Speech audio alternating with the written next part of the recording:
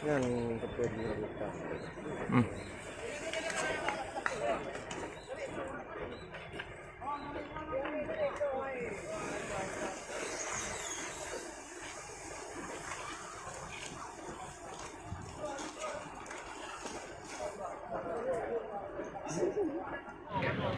Ya, lihat sekarang sudah membengkak seperti asap, seperti awan.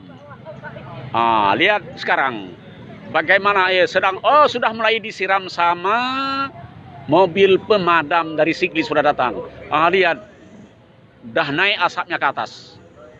Gasnya sudah mulai naik ke atas. Subhanallah, luar biasa.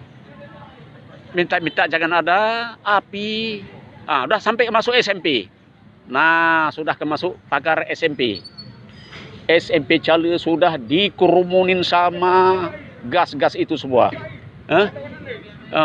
Iya. Ya, Pak Keamanan, terima kasih. Masyarakat sudah takut semua nih. Iya.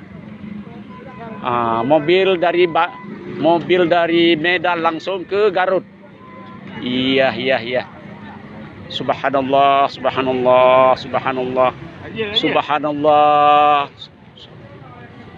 Seperti awan di langit. Ini nih, lihatlah gas seperti awan di langit.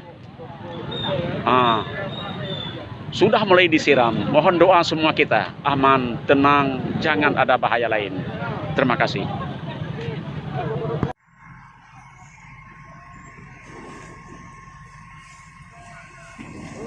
Tuh itu.